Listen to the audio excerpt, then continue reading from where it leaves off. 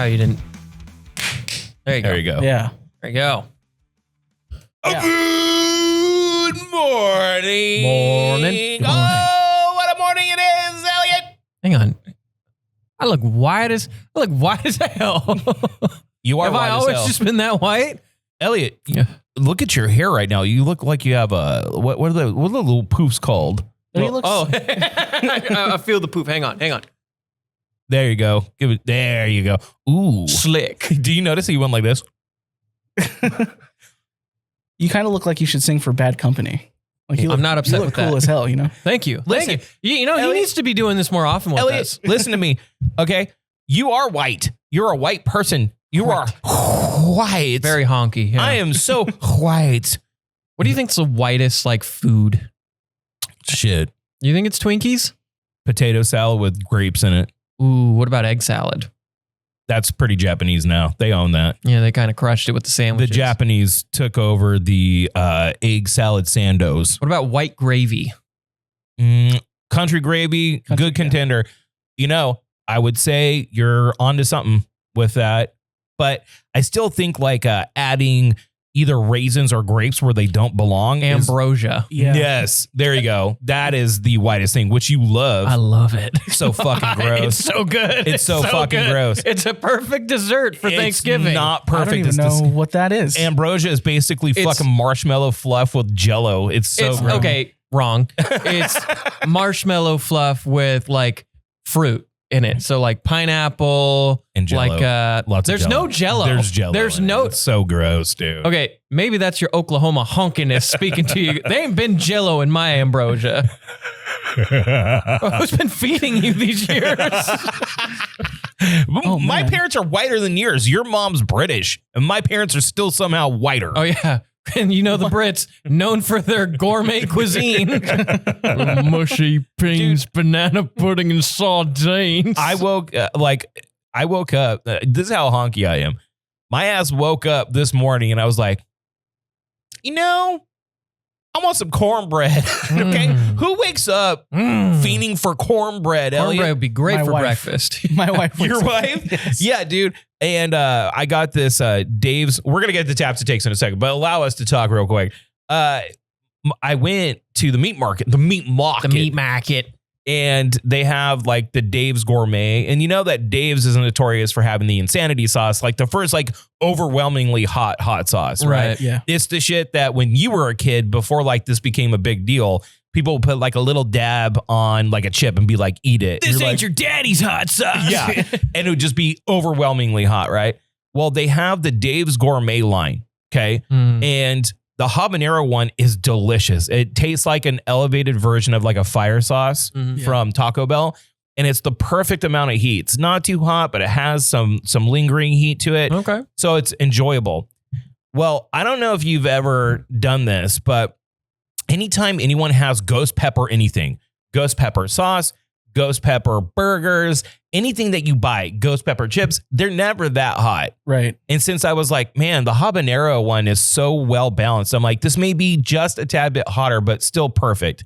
It is fucking overwhelmingly hot. I was going on a fucking trip, dude. Like I was sitting there like my brain was releasing serotonin to deal with the stress of the overwhelming heat.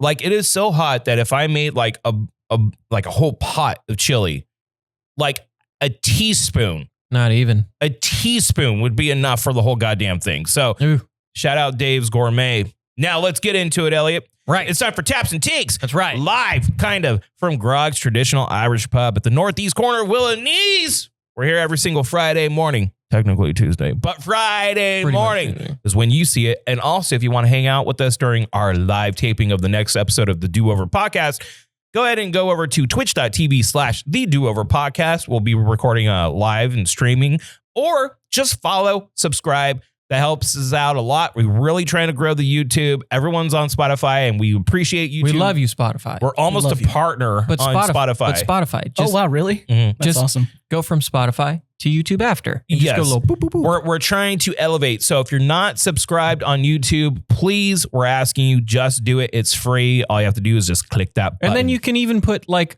silence notifications. You don't even have to notice us. Let us be that hidden away subscription you have. I would say, Elliot, they do need to put on the reminder. Like, what the fuck? Ring the damn bell. Ring the bell, dude. Come on. Do the I'm trying to make it YouTube thing. easy for him. Tell them to ring the bell. Ew. My son. Don't ring that bell. Why not? You can ring my bell. Ring my bell. Ring All right. Now, sitting with us, making their Taps and Takes debut, is one and only Tosh, a.k.a. Gengar Daddy. Thank you. Hello. He's here because he hit us up and he's like, yo, bro, I want to talk to that Chainsaw Man. So we did our quick synopsis, and I feel like bringing you in to have like a, you know, because you are an anime fan, manga fan, like you read, you watch. And I don't read as much manga as I used to when I was younger, but I still read manga. Like I'll still like find something, fall into it, finish it. And I just went and rewatched Chainsaw Man the season with my son because he hadn't seen it because I'm going to take him to the movie. Yeah. So it'll be good to have some nerd credentials to come in and talk about this. I gave it a flat 9. Elliot gave it a 9.4. I did. Okay. What's your score? I'd probably give it a 9.5. Yeah, really close to being quite perfect. Yeah, it's really good. Yeah. I really liked it. So let's go into kind of your thoughts, because I have a lot of thoughts about Chainsaw Man just in general and how they try to break the standard anime trope of revenge or over, you know, superseding their limits or being the best or whatever. Or even like it kind of is, but isn't, you know, like we have to join together to take down the Demon King or something. Right, yeah. right. Technically, it's similar because they're all trying to get rid of the Gun Devil. Right. Right. But they're not the Z fighters. But hold on. Yeah. Before we even get into it, and I'm going to warn you now, okay, there will be spoilers for this movie and the manga. Okay. Oh, are we going to do the... We're doing both. All right. Okay. So this is a full This is a spoiler full chainsaw spoiler conversation. If you don't want to be spoiled about the future of the anime, if you didn't read the books, just we'll have a timestamp here. Go ahead and skip ahead. But okay. I like that Denji's, I don't like that he's such a tragic character. That it's almost too, I'm being honest, and this is going to sound kind of pussyfooted of me, but like it's almost too much to handle how It's much very sad. trauma this guy has to go through constantly. That's sad. His singular motivation is to touch a boob, be with a woman, go to school. You know what I mean? Like these are his motivations to have just a normal life. And that's what's singularly motivating him. Right. And I like the idea of, you think that and they even say this in the season, like your dream's better than mine. Fuck you. Right. Let's do this. Let's see who wants it more, kind of a deal. Yeah. I like that idea. I also like the fact that if you look at Control or the sisters, like a lot of them don't have ill will towards humanity in general. War may, but like Makima wants peace through absolute control. Right. Like it flips on its head the standard big bad, I want to hurt everyone kind of things. Because the only person, it's almost like Denji's dying for our sins, right? Like he's taking all of the negative for us. So when this movie starts and you have like a 20-minute buildup of him building this relationship with this girl, and then tragically she kind of comes around and tries to kill him. Right. Or get his heart, I should say. And just the metaphor and the fact that she's trying to get his heart, A, right there. Then B, at the end, when you can tell she just wants the same things that he does, because it is so fucking sad at the end. And that is my hardest thing with Chainsaw Man. And the reason why I gave it a flat 9 is 2 reasons. I had to take a break from the first season because it was just so much. And it's so, you have these, and I said this last week, and oh yeah, correction, he's not a fiend, he's a hybrid. I said fiend. You have these bits of normality and you can sympathize as a younger male with his motivations, and you put yourself as a young man into what he's experiencing, Right. only to fucking fail and falter and be fucked over and everything taken. I had to take, and then you have these insane beats of mass violence. Yeah. And it just is almost too much. And the tragic nature of the story, you get that with Chainsaw Man. So I wouldn't knock it for that. The only thing I kind of knock it for is that it got kind of visually messy a bit a couple of times. Okay. That's the one point. But the art direction was I thought first season looked great, but I like what they did with the movie. And if that's what it is moving forward, I'm in. That Right. doesn't piss me off in any way. So I love Chainsaw Man. It's just so hard to keep on showing up for someone that's just going to get fucked over and over and over again. Yeah. I think my thing with Chainsaw Man, I actually saw somebody do a really good breakdown on this, and they were talking about how the metaphor for Reze and Denji was the monarch butterfly and the spider. Yeah. Right. And they showed that in the pool scene and how she's just webbing him up more and more. But what we aren't realizing from the very beginning of the movie to the very end of the movie, Makima's seeing and watching all of this. Right. And I think the thing with Chainsaw Man is that, and it's us for us, we know because we've been reading ahead and Right. I'm weekly now, and I've loved it. As long as Makima's around, she is in control. Yeah. There is no free choice. There is no free will as long as she's around. And they do a great job explaining the city mouse or the country mouse, right? Mm-hmm. And then she comes and says, I actually really like the country mice because I know how to get rid of them. Right. I know how to exterminate them. I know how they function. I know. And I have this friend that has a farm. I don't think she has a friend. No. I think she's Makima having friends. right. Well, But I think like she sees everybody as the country mouse. Well, Yeah. the thing about Makima is that her powers are only if she views the person as lesser than her. Yeah. Do they work? Okay. First of all. Second of all, I can't remember from reading, but didn't she love her dog so much because they weren't under her control? They just loved her. If I remember correctly, that was the case. Her dogs were wild. Yeah, but they weren't under control, right? Yeah. Like she just loved them and she cherished them because they just loved her for her. Yeah. Kind of a deal. And that's the other thing about this story is that there are beats of Everyone's a tragic character. everyone. Mhm.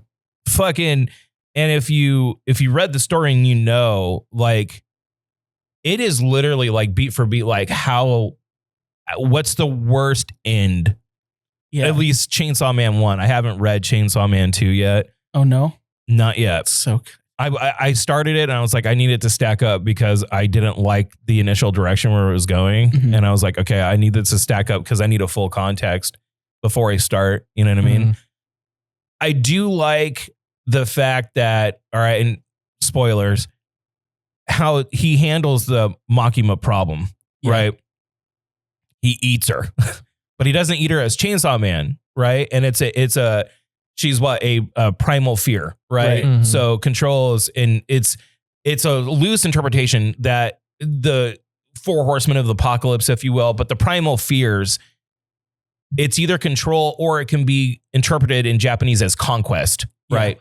So if Chainsaw Man ate her, I don't know the lore or not, because whatever Chainsaw Man in his full form eats and consumes, It disappears. it disappears. from reality. Yeah. It disappears from reality. But he ate her as Denji, Mhm. right? And then she's resurrected. Yeah. And he kind of takes her in, kind of a deal. So I do think that was a clever end Yes. to that story, but it's also, again, so sad. But the thing with the ending in part 1 is it is sad, right? The woman that he thought he loved and that loved him, never really even cared about him, but cared about Pochita and the chainsaw devil Yeah. itself. Yeah. But for her to come back and then him to kind of like not not find like love, like the romantic love, but to find love and family again after Right. losing Aki, after losing power, and to find love and to find just genuine intimacy. Yeah. The thing he's been looking for his whole life, I thought was a great way to end the first part of Chainsaw Man. It ended hopeful. It ended, Yeah. right. It Yeah. ended on a hopeful, step. Now, part 2, I think we're finally going to get to the part where there might be some hope. Right. I haven't seen it yet, We're but entering the end game for but sure. chapter 218 dropped today. So once I finish this, I'll read it and I'll let you know. Do you think It's good. Do you Okay. think it It's ends? good. Do you think it ends after this, or do you think it keeps on going? I think it ends after this. Did You you think read? it's- Did you guys read Fire Punch? His first series. No, but I know of it. That's next on the list. Yeah. It's kind of in a Fire Punch ending place right now. Okay. And things that Denji did in this newest chapter, I don't want to spoil it for you guys, but Mhm. it's entering the end game for sure. So here's my only counter to that. Okay. And you absolutely could be right, especially because you're a weekly reader and you know your shit. So you're assessing this, but there's money to be made. Okay. Right. You have a $4 million production that just brought in $130 million. Yeah. And we aren't even at season 2. I heard he wanted to end it after 1, kind of came back and continued to go because of the anime. So you could have a breadth of content here. Mm. And if it's popular enough to continue to generate money, like it's just like the same shit with Gege and JJK, right? Yeah. You got a sequel series now. It was done. It was done. Unfortunately. You're not digging it? I'm not digging it. No. I'm not.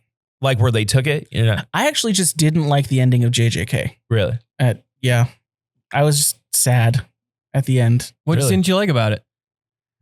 Spoilers. Oh, all right. Spoilers. But it's fine. Spoilers, but go ahead.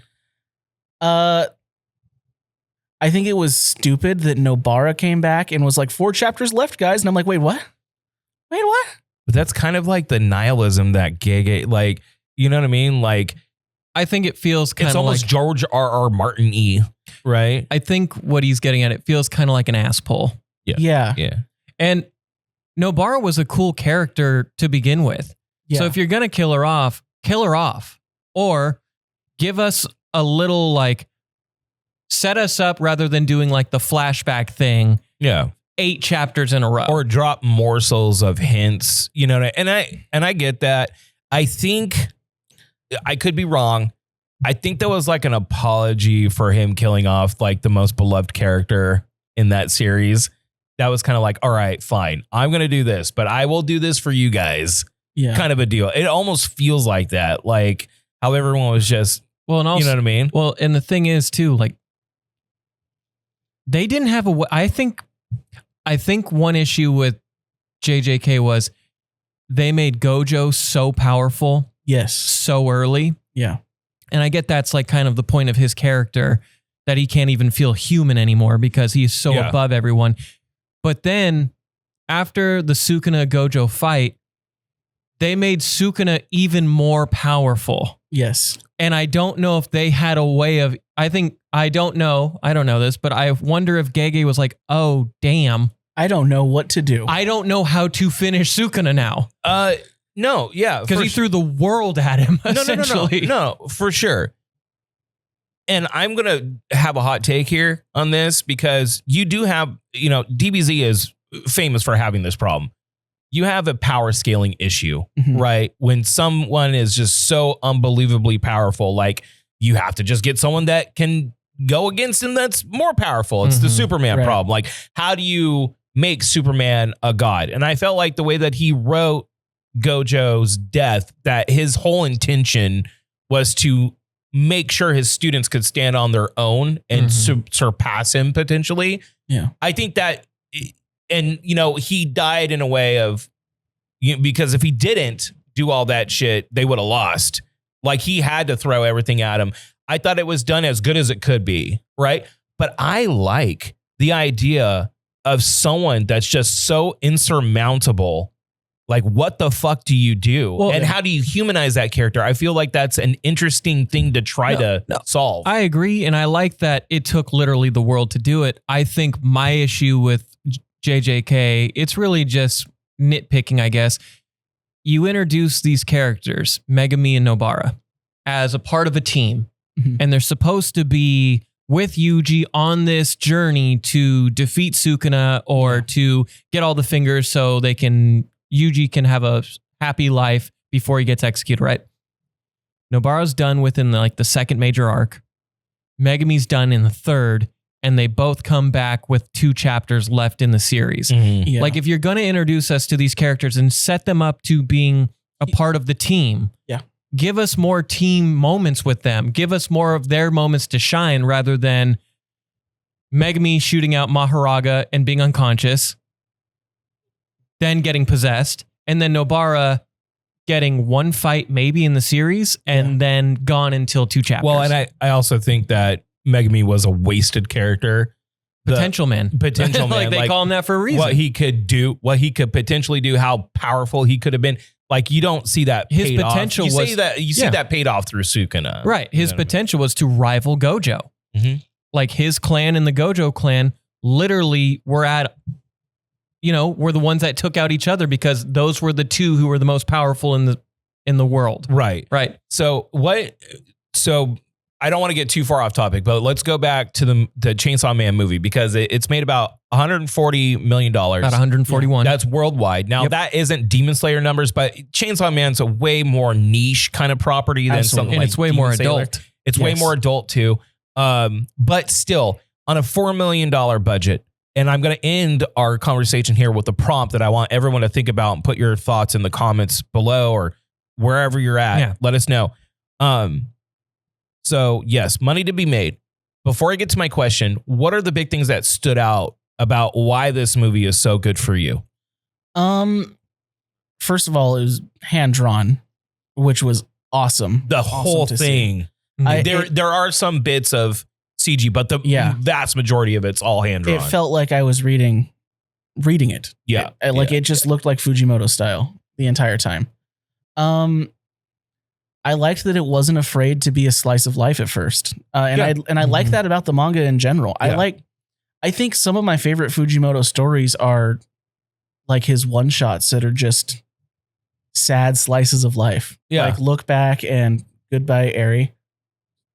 Amazing stories. Look Back, I think, got nominated for an Oscar. It was on the contender list. Mm-hmm. It was so good. And I mean he has such a good way of building human characters. Yeah. And like human stories. But it has to be through, and this is my thing, it just always has to be through a very sad lens. And you're talking to a motherfucker that loves pumping Kid A in full on a cloudy day, driving slow. I can get down on some sad shit, but it's almost all like too much. You might want to hold back on Fire Punch then. I'd still get down on it. You know what I mean? I have to do it in chunks or else I'm just gonna be like, fuck, man, I'm losing my brain. And it's only like 84 chapters. That's an afternoon. That's an afternoon read. Yeah. So it gets high marks from all of us.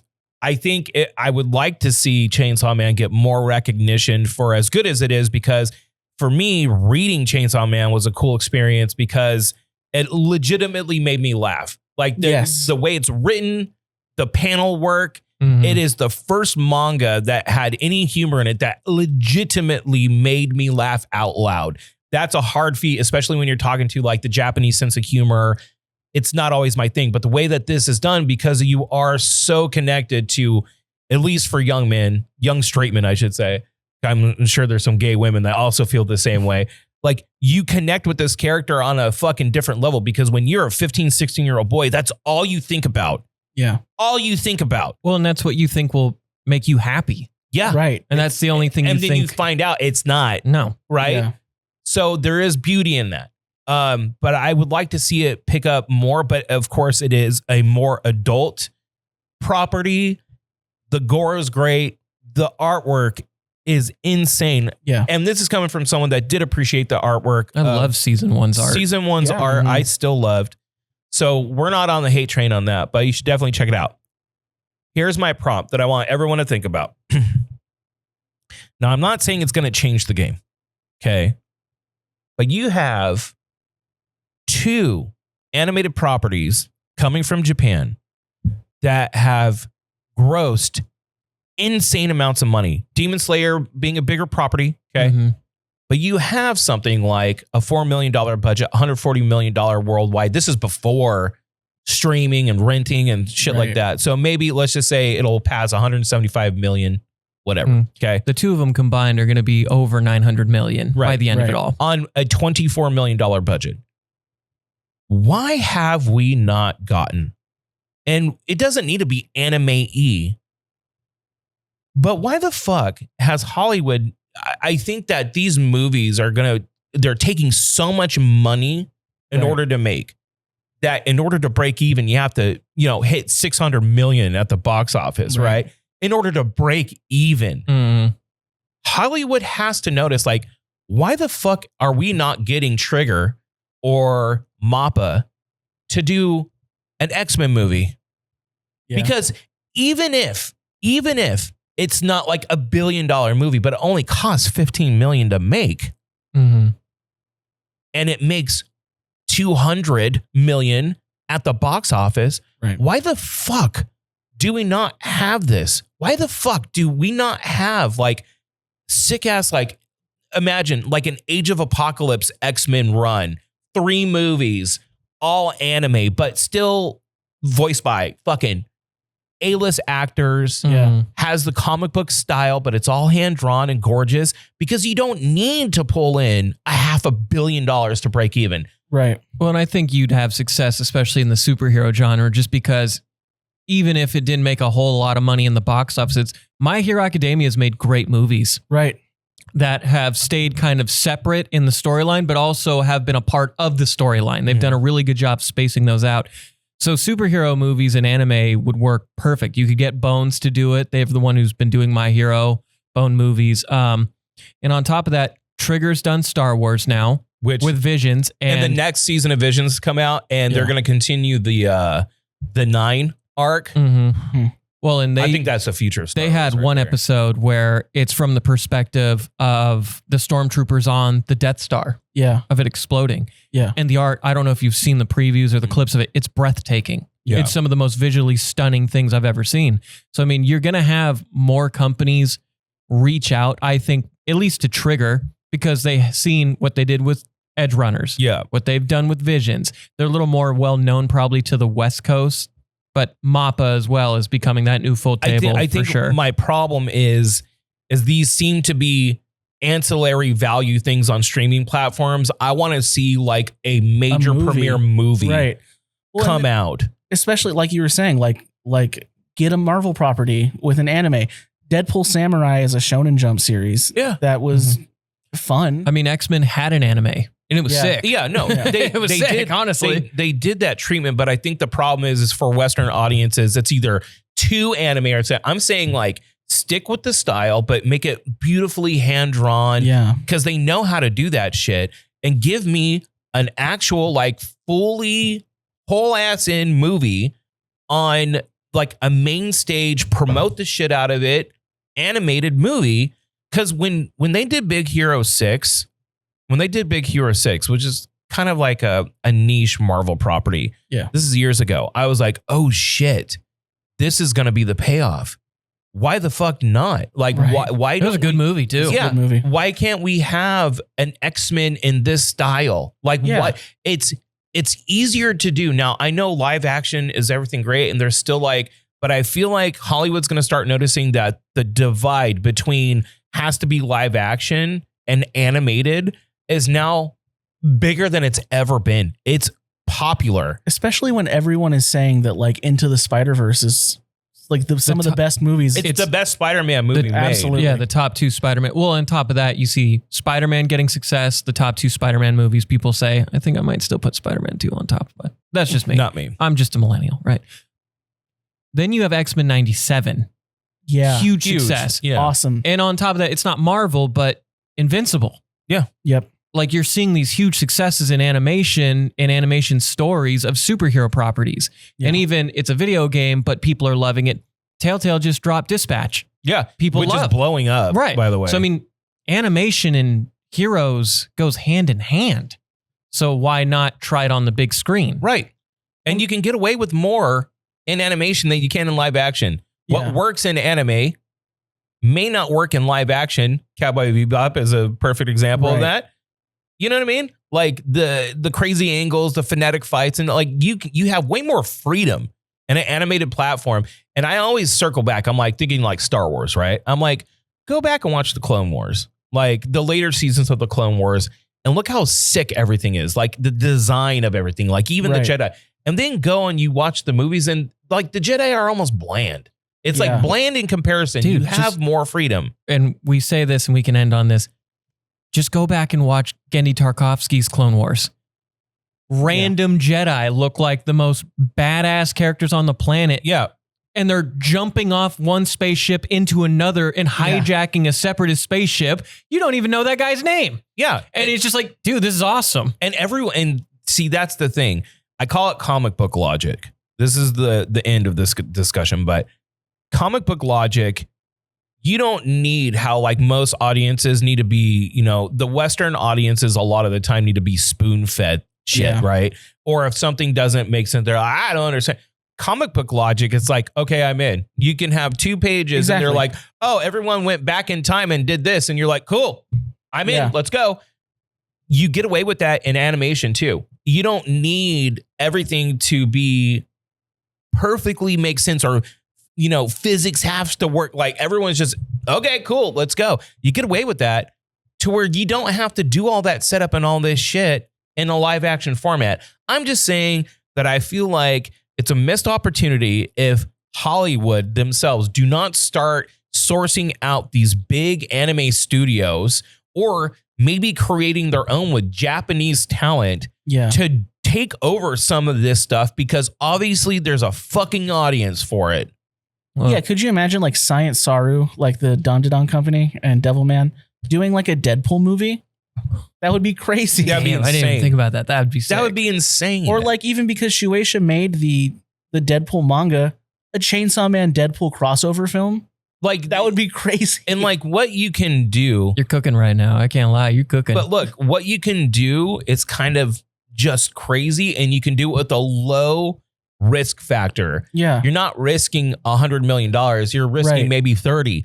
Like this is a better play. Like anyone, I'm telling you, like the people at Disney, because they own all these properties, they need to pay the fuck attention oh, I to what's bet. going on. I bet they have, because I think October's box office this year was one of the worst in over a decade. Yeah. Since 97. Yeah.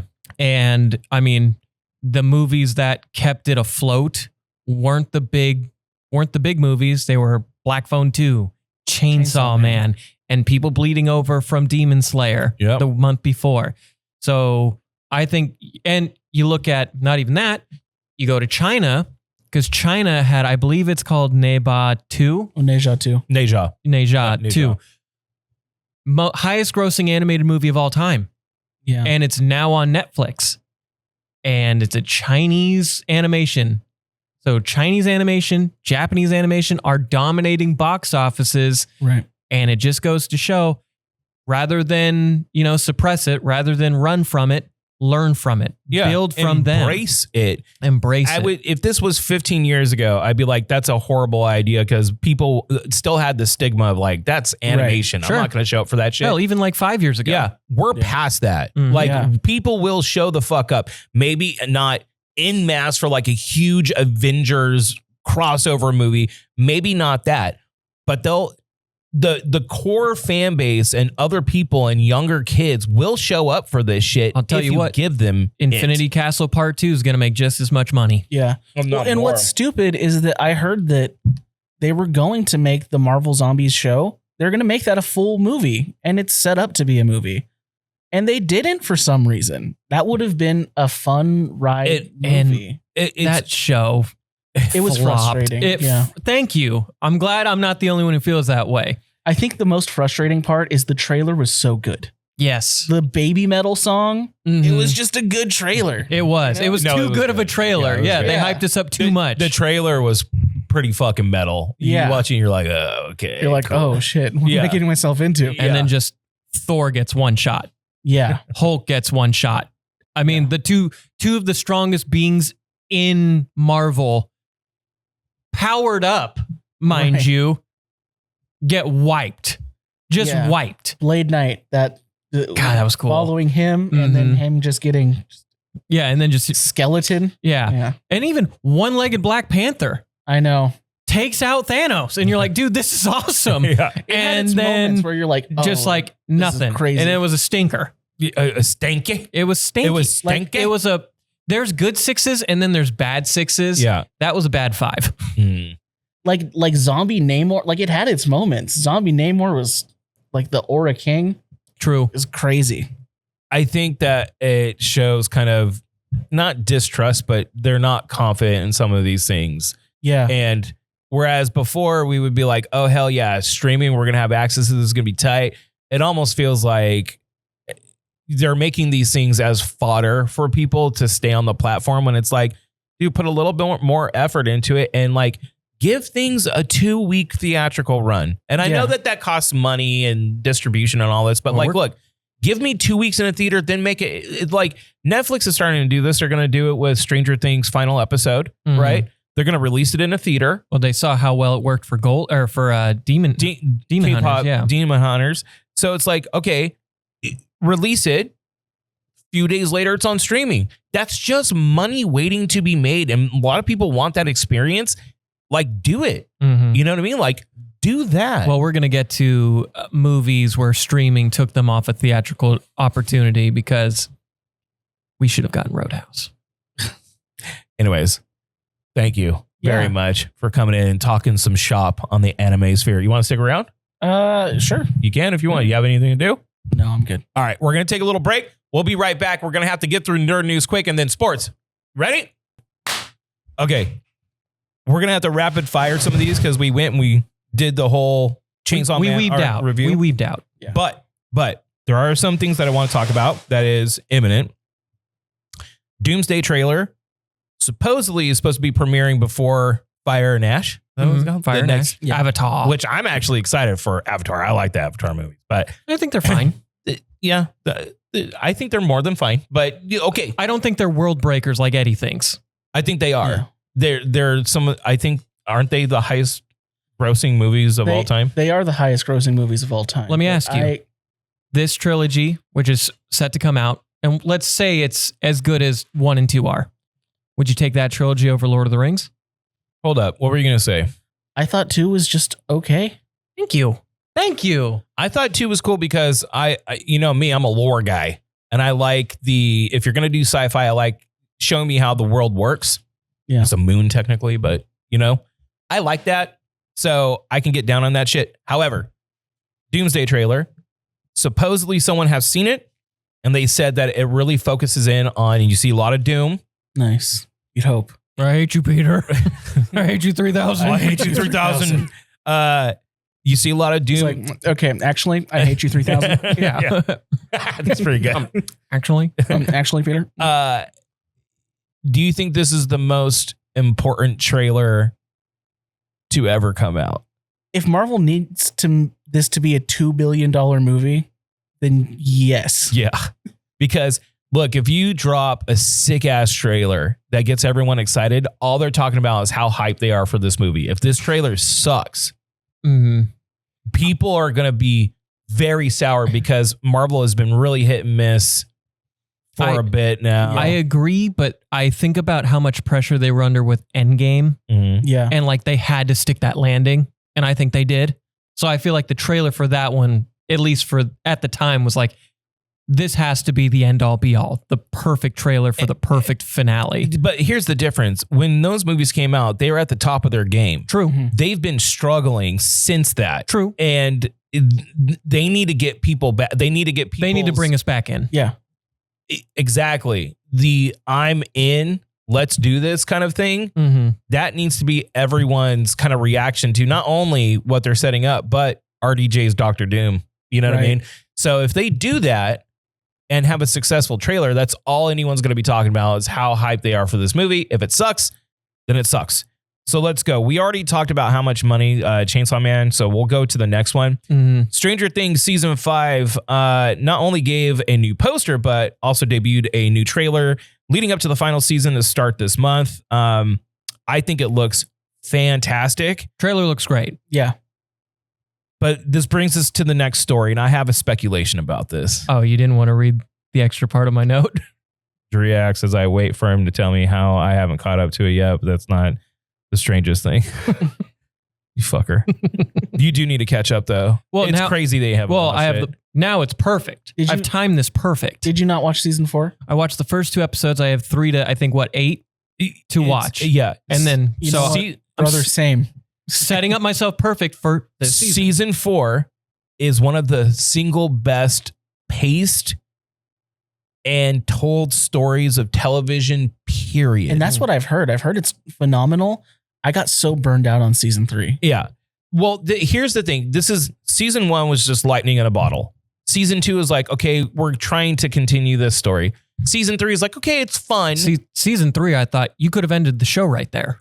But season 4 is insanely good. It's almost as, I would say, as far as like a continuation of the story and setting up the end, it's almost as good as the first season. Okay. That's how good. And the payoff at the end of that season, holy shit. It is so perfect. I go back and watch the aha moment of that season still like once every month. I'll just go back just to watch him because I'm like, get you a little hyped up. So good. Right on. Right. So Millie Bobby Brown, known as 11, filed a bullying complaint against David Harbour. I'm going to... David Harbour, anti-bullying king. Have you seen Thunderbolts? I'm kidding. Well, so here's the thing. I have speculation about this. There are some things now. This was reported by Daily Mail. Mm-hmm. Daily Mail is a British tabloid. They do report on accurate things, but also sometimes some bullshit. So that's one. I'm gonna take all this. I'm gonna be fair to everyone here. Sure. Yeah. Okay. Millie Bobby Brown, who plays 11, David Harbour, plays her adopted father. Right. Okay. David Harbour was quoted a few years ago saying, I've always been very protective of Millie. You know what I mean? Like she was so young and thrust into all this fame and money and, very quickly. And I was, I'm always just very protective over her. Yeah. It's like the Ice Cube, Keke Palmer dynamic. Yes. Yeah. And I'm going to be like honest here. When I read this story, because first of all, let's very much so up front, even the Daily Mail article stipulates it is not a sexual encounter. No. It's not sexual. Yeah. There's nothing sexual about what's going on. So that's because usually when you hear that's usually best news of the story. Yes, honestly. And I will also say if David Harbour is legitimately bullying her, that's fucked up. You can't do that. Yeah, and she's young. So the complaint was filed a year before the 5th season. Yes. And it is reported that Brown was to have pages and pages of complaints. The investigation went on for months. None of the complaints were sexual. Okay. So they tried to keep this thing internal. Okay. And this happened before they even started shooting season 5. Correct. They're out doing stuff for the season. Yeah. So it looks like that, at least outside looking in, nothing came from it. Right. I'm going to speculate, and I don't want to be that guy because I do believe that if someone is strong enough to come forward and, everyone deserves to be treated appropriately. Absolutely. And if something's going on, you need to address it and address it appropriately. I'm not trying to victim blame or anything, but I've also heard things about Millie Bobby Brown, about how she conducts herself on set.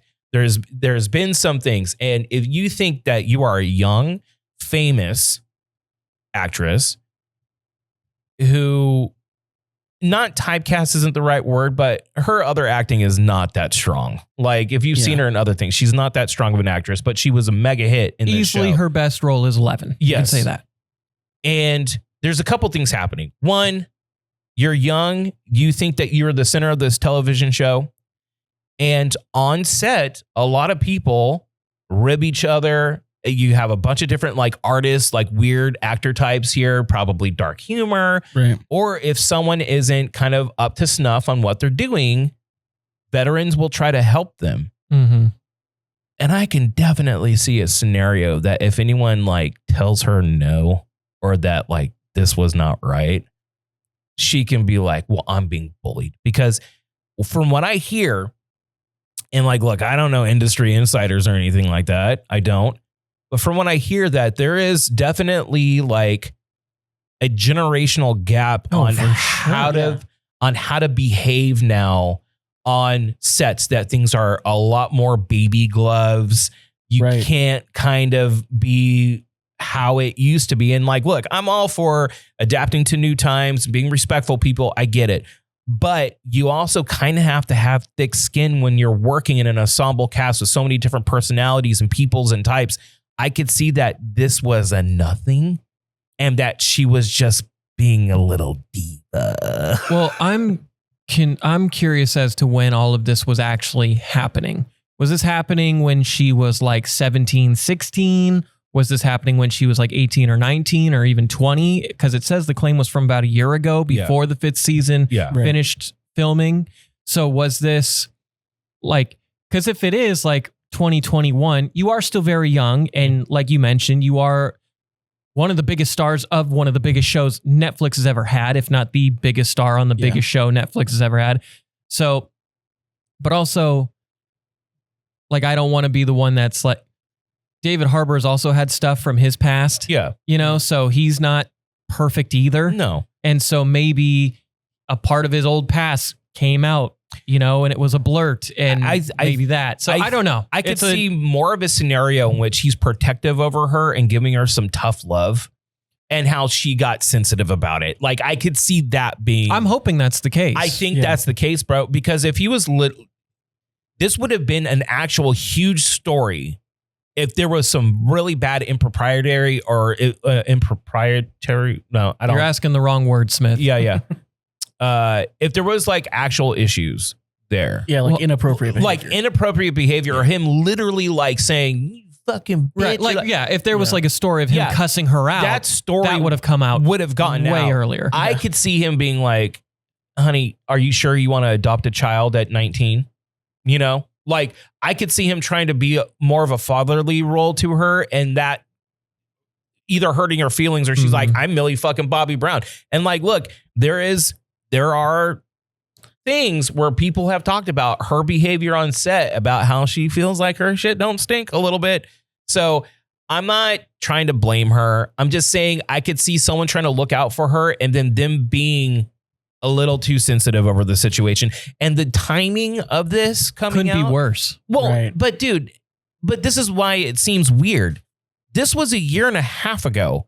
This was a year and a half ago. And just now, right before the debut of the last season, it's dropping. That's what I mean. I mean, it seems like someone's trying to sabotage something, you know? Well, that's what I mean is like the timing couldn't be worse, because let's say, hopefully this is a nothing burger. Hopefully, you know, they both come out and be like, hey, you know, we had a fight. We got past it. We have love for each other, you know, wouldn't wish nothing but the best for them. You know, that's what we're hoping for.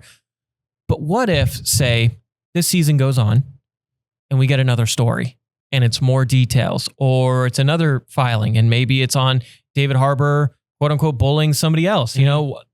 It becomes like an It Ends With Us story. This could end. Yeah. What could have been a great season of television will permanently be stained. Yeah. And that's what you don't want. That's the worst thing. I hope that doesn't happen. True. But all the beats of this makes me feel like this is literally someone being overly sensitive. And I know everyone has their own personal boundaries. I'm not trying to blame anyone.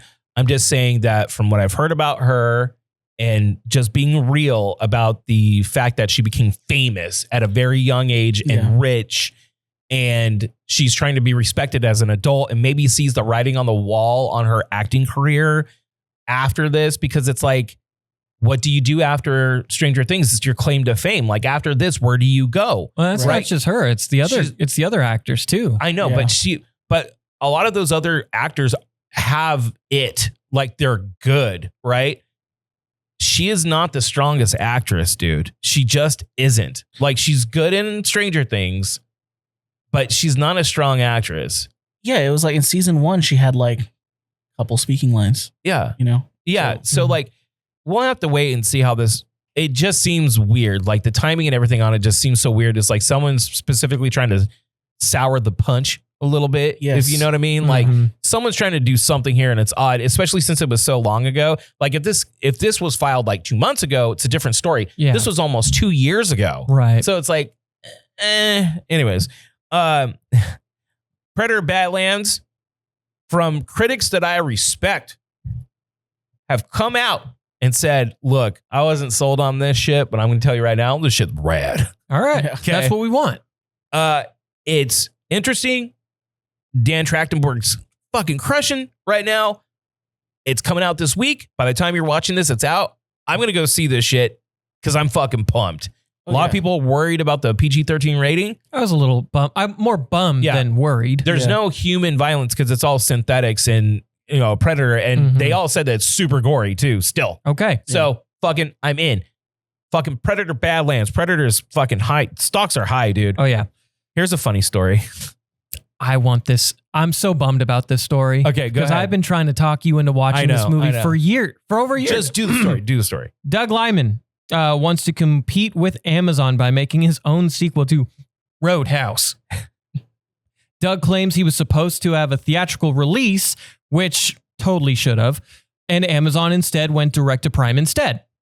Since then, he's been at war with Amazon. He never promoted. He did everything he could not to promote the movie. He did go to the red carpet, even though he said he wasn't going to. All this to say this. If you haven't watched the new Roadhouse, is it a good movie? No. In fact, it's pretty awful. But it's fun. But it is the most fun movie of last year. If you need just dumb fun, Jake Gyllenhaal, and it's so funny because Jake Gyllenhaal is an incredible actor who knows how to be in a stinker. Yeah. I don't know how an actor at his caliber can be in so many stinkers, but he's in them.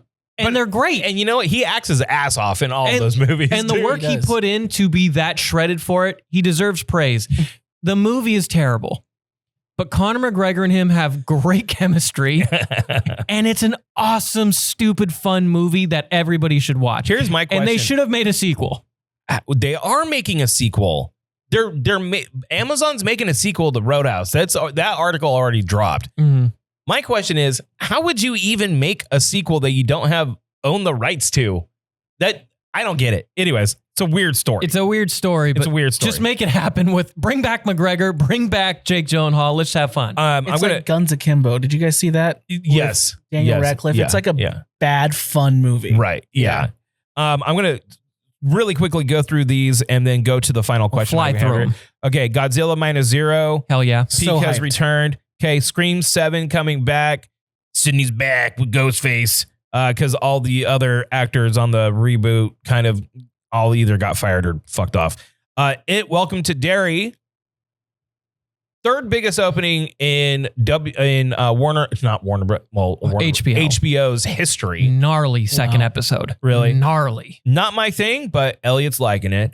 One Piece news. We get a behind the scenes of what's coming up for season 2. Smoker looks great. Robin looks great. Yeah. I mean, they all look great. I feel like even the Giants look pretty good. Yeah. Can I say something that's going to be really rude and fucking people are going to hate me for? Probably. Why aren't the tits bigger? And I'm not saying she's not a beautiful woman. She is. But that is a characteristic of these characters. No, that's the characteristic of every One Piece woman. But dude, that's probably Oda's one thing that people get mad at him for. Guys. Let's be true to the comics, man. You know what I mean? It's really after the time skip for Nami. I mean, she had it going on before. That's okay. Yeah, that's true. But I think they got ridiculous after the time skip. Well, yeah. But so did everybody. I find it like this. Everybody's broken. If you do a DBZ live action movie and you don't have the hair, you failed.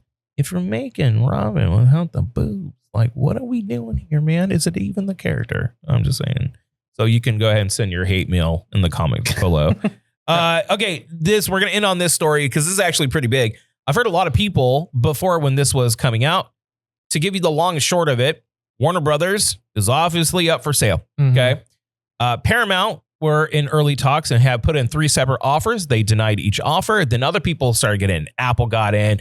Fucking Comcast thrown in their shit. A bunch of people trying to buy Warner Brothers, and they want to sell it as a whole package. They don't want to split the studios up. They don't want to split like the DC division. They want to do it all in once with all the TV and everything that they have. I wouldn't hate Apple getting it. Apple's got some really good stuff out right now. However, everyone poo-pooed this off and said this wouldn't be a thing. Netflix is reportedly top bid right now, first in line, the front runner to buying, which everyone assumed was going to be Paramount, but Netflix has literally gotten the people that have funded, like banks that have funded these big acquisitions, to see if they can make the money work to buy fucking Warner Brothers. And like, look, Netflix getting it wouldn't be amazing because their movies their movies are really hit and miss. They'll have like a good one come out, but they don't know how to make good movies. They've probably got the most jank out of the streamers. They do have some good, like they can bolster all their shit, right? But having someone like a studio like Warner Brothers that maybe know how to produce movies, right? How to make these movies, and having the full HBO catalog and owning the rights. I mean, I think Netflix isn't the worst thing in the world if they don't separate. I'm sorry, if they separate the HBO and Warner Brothers brands separate from Netflix. What I don't want to see is like an amalgamation of like the Netflix brand and like erasing WB. That's a legacy branding. Right.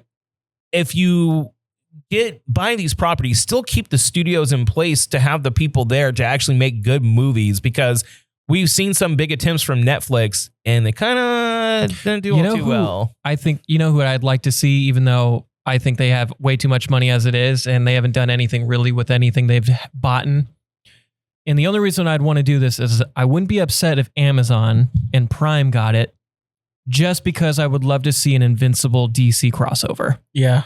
That's it. Because HBO and I think Warner Brothers own Spawn, correct? No, I do not think they own Spawn. They had a Spawn cartoon show, but Image is an independently brokered owned comic book company. So my brain was like, I think Todd McFarlane can just send it to anyone because he wants. My brain went like, in the Invincible comic books, Spawn fought in the Invincible Wars. Yeah. So if you had like HBO, which had the Spawn cartoon, now with Amazon, you could not only have like a DC crossover and have like Superman fight Thrag or something cool like that, Batman and them, but you could also bring Spawn into Invincible, and I think that would be sick. Todd McFarlane owns outright, because that's how Image was created, that everyone owns their own property. So he can take it to anyone. They're saying Blumhouse is going to be producing the movie. His idea for that movie is absolutely terrible. And I love Todd McFarlane. Yeah. I hope they don't do what they said they were going to do with Spawn on that. But there you go, nerd news. Woo. We went a little bit extra today. We're going to have to rapid fire through sports. Well, that's not good because we have so much sports news to cover. We have so much sports news, but I believe in Elliot. 3, 2, 1, break. Hi, it's Elliot Cams here. You might know me as Elliot Jams. You might also know me as the coziest boy in Fresno. So cozy. You know why? Because I'm inside Grog's, traditional Irish pub. We had to take off our jackets because it's so cozy. It's warm. I feel like I'm in a bosom. Your bosom. Grog's bosom. Gentle bosom. The bosoming is happening here at Grog's, traditional Irish pub. So come eat and drink. Out of the bosom of Grog's, traditional Irish pub. And we're back. It's time for sports. Elliot loves balls. Sports. Give me that sports news, Elliot. Really quickly. It's been a brutal stretch of blind bets. 0-4. Jags win in overtime, but don't cover. The Colts. We'll get there. Put on the hat. We'll get there. The Colts get thwacked by the Pittsburgh Steelers. New England winning the entire game against Atlanta. Wins by 1. Really? Wins by 1. Yeah. I mean, Michael Penix was dealing, and Drake London, 3 touchdowns, and they were all incredible catches. I mean, Atlanta's the weirdest team in the NFL. Yeah. They're either really good or they're really terrible. And speaking of a team that's either really good or really terrible, the Green Bay Packers. The over for the first time in 4 weeks did not hit because that game was 13-16 and it was terrible. And I'm going to blame Royce because he jinxed me not once, but twice in a week. Like a real scumbag. Yeah, he did it. He did it. Here's a video of Elliot walking into Grog's, seeing the Panther head, just waiting for him. Just waiting for him. I mean, it's cool. It's a cool thing. It's a cool foam head. Here you go. Oh, that's mean. Wait, why is it like this? All right. It's mean. You're a dick.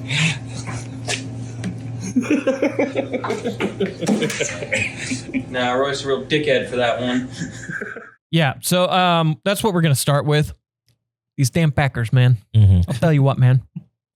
Not only did they lose to the frisky Carolina Panthers, who I've been calling frisky. We have tape. The Panthers have been frisky with Bryce Young. A little frisky. 5-4. You know who else is 5-4? What? The Chiefs. Just saying. Just saying. But not only did they lose to the Panthers, again, frisky. Not only did they lose Tucker Kraft, their star tight end, to a torn ACL. I hope you recover, buddy. But Royce has beaten me not once, but twice in a week now. Not only has he got to live out my childhood dream and go to Lambeau, but he's beaten me twice now. So here. Yep, there you go. Put it on. What a good sport. Rare. What a good sport. I mean, you know what? Good sport. I might be on I might be leaning Panthers playoff train. Okay. Really? Look at you. He converted you? I mean, the Bryce might be right. I don't know.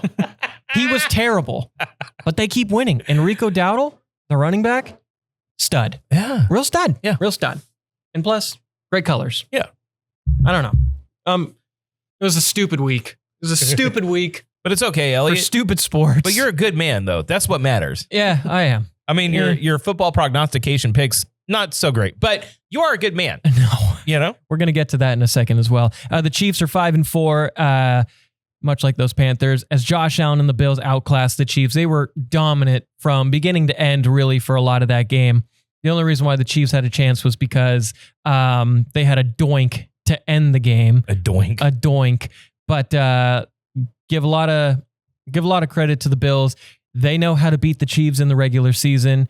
It's all if Josh Allen can actually win a playoff game against Kansas City. But Kansas City's got his work cut out for him because they have to still try and find to make the playoffs. They're the 8th seed right now at 5-4. Chargers 6-3 and the Broncos 7-2. So if they want to get in, they've got to really compete with their own division. The Bears arguably had the most insane game of the weekend. Bears Bengals 47-42. Wow. Caleb was awesome. Joe Flacco even more awesome. They take the lead with like a minute left just for the Bengals defense to again not be there, miss 15 tackles and give up a game-sealing touchdown to lose 47-42. 1 second. Baltimore Ravens, they look like they're kind of back. But are they back? They blew out the Dolphins. The Dolphins are terrible. The Dolphins are bad. The Dolphins fired their GM. He's been there way too long. Lamar, though, back in form, 4 touchdown passes on Thursday night. They got themselves a little matchup coming up against the Vikings in Minnesota. That's going to be a tough match for them because Minnesota don't know what to make of them either. Yeah. They're either really good or not. I don't know. Well, the NFC North. They beat the Lions. The NFC North is just the most impressively tough division in football right now. Yeah. Next to maybe just the 2 teams in the AFC East with the Bills and the New England Patriots, or the NFC West, which has the very good Seattle Seahawks, Sam Darnold. He crushed it, dude. Awesome. He went 16 for 16, didn't he? 269 yards. 4 touchdown passes in the first half, finished with over 300 passing yards. Dude was a stud. The Rams, really good Matthew Stafford. We know that. The 49ers win again. They beat the New York Giants. Well, Christian McCaffrey's just that good. And the Giants suck. The Giants are just injured, destroyed, and Jackson Dart good, struggling though a bit as a rookie. The Lions lose to the Vikings at home as J.J. McCarthy shined in his return. 3 total touchdowns, 2 passing, 1 rushing. So I don't know what to make of them other than greatly coached, solid defense, and actually play up to their competition well. New England Patriots, Drake May, dominant, 7-2. Frankly, just an awesome team. Drake May, one of the top front runners at MVP with Josh Allen, with Baker Mayfield, and to some degree Patrick Mahomes, although losing to the Bills is going to do a number on that as well. Let's finish, though, with 2 games.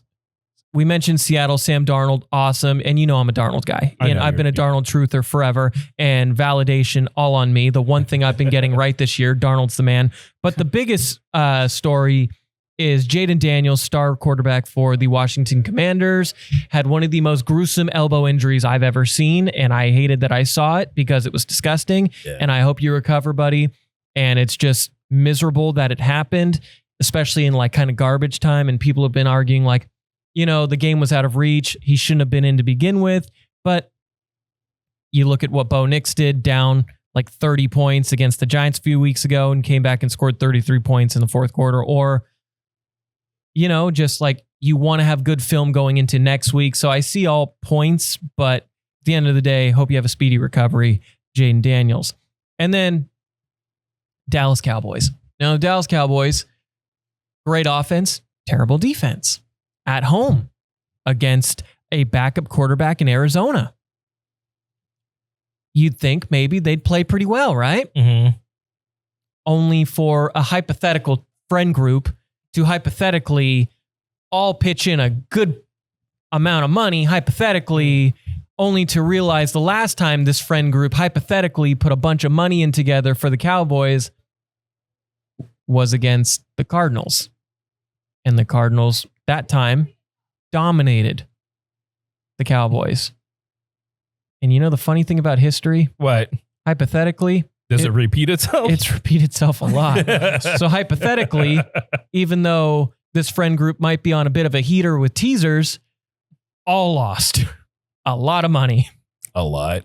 I think a lot of us, all as a team, hypothetically, didn't do great. Anyway, did you finally, like, hypothetically bet more than $20? Hypothetically, maybe over 40, the most he's done this year. It's fine. I'm not talking about me that lost a lot of money. I mean, I did, so I'm like sour that I've been on a good streak with teasers, hypothetically, and been 6-0, hypothetically, and then to hypothetically lose my first serious bet. It's a good shot in the stomach. Yeah. It's a good reminder. But at least we all lost together. Yeah. That's what friends do. It's the friends you made along the way. Exactly. We got to move. Okay.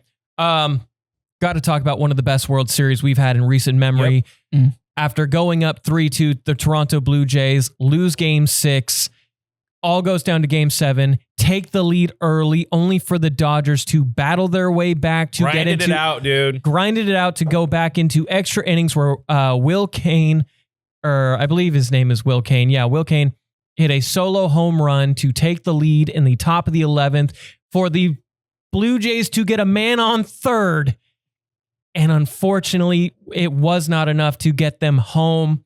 They lose 4-3 in the series in Toronto. Your LA Dodgers are the back-to-back World Series champs. Yamamoto he's the greatest of all time.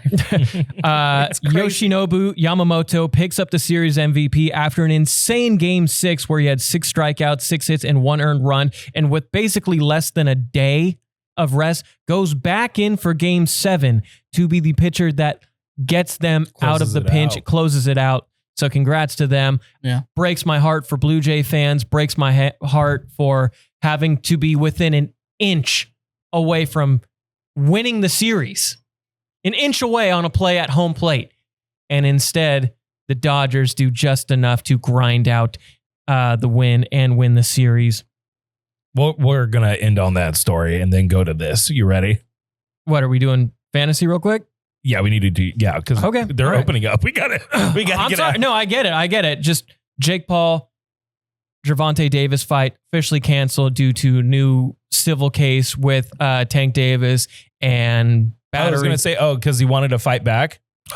No, that's usually why they get canceled, because they're like, nah. Really quickly, Davis was accused in a civil lawsuit filed by his ex-girlfriend Courtney Russell of battery, aggravated battery, false imprisonment, kidnapping, and intentional infliction of emotional distress. He's literally the biggest star in boxing right now, and so this is a huge hit, not just to him, but to boxing as a sport and to Netflix, because they had the rights to this massive fight. Which also, and let me say this, it kind of sucks because boxing has been kind of overtook by the Jake Paul factor to like make it popular for younger people, in which he's not deserving of that. And the fact that like boxing is such a clean, good sport. Well, and he's coming off as one of the biggest wins in modern history, beating Canelo. Yeah. Comfortably. Like, man, it sucks because I think Jake Paul was good for the sport until he wasn't. And I don't think he's good for the sport. So, yeah. All right. You ready? Yep.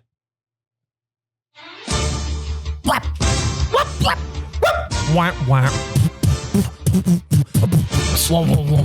What? Rumbling, stumbling into week 9. We start with the highest scoring game of the week as Daniel Jones back at it again with 5 turnovers. Damn, Daniel. The Droopies were feeling confident as Drake London, Big Ben, the New England secondary, Mark Hamill Andrews thought he was going to have the last laugh.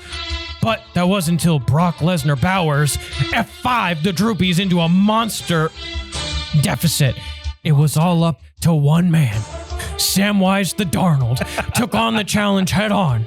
With 4 scores in heroic fashion, he was not meant to save the realm as the Droopies scored 149 points. 149 points. And didn't win, losing 159 to 149. My God. I cannot catch a break. Womp womp. Back to Pittsburgh, where Tua need to keep watching the Dolphins because these guys stink. Speaking of stink, Darren and Mikey were too busy playing Bookaboo on Halloween as Marvin Gaye Harrison was singing the praises of Joby Brisket. Brisket. Mikey made it close, but close wasn't close enough as Aaron Royce Rogers McFreely dealt the finishing blow. Darren wins again, 93-83. Good for him.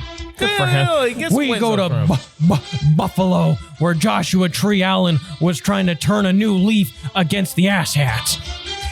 Tajay speared Steve Early, but he managed to recover thanks to Bam Knights of the Ass Table. Rashid Condoleezza Rice was the secretary of scores as the Bo Nix was in, and Steve survived. Steve now 7-2. What? Winning 105 to 102. And Viva Las Vegas, where Gino was turning over more than Drew, trying to get comfortable with his bum knee. Christian Slater McCaffrey was scoring big in the Big Apple as Michael Scott Badgley let Orc know the upset was threat level midnight. Unfortunately for Drew, the Orcs rode at dawn and ran rapid thanks to Kyle Busch Monagale turning the baby birds into roadkill as the Orcs had a successful raid 6-3, winning 124 to 108. We're in Miami, Trick, where April had Kendrick Lamar Jackson had to remind everyone they not like us, as they turned the Dolphins and Sparkles into seafood. Trevion Dan Hendo Henderson rattled the Clowns early with a right hook, and it didn't help that Dalton Gang Kincaid ran off with another successful robbery. And yes, that is a history reference because that is a real gang with a real bank robbery. That's right. That. You learn things here on Taps and Takes. April scores an easy win, winning 104 to 64.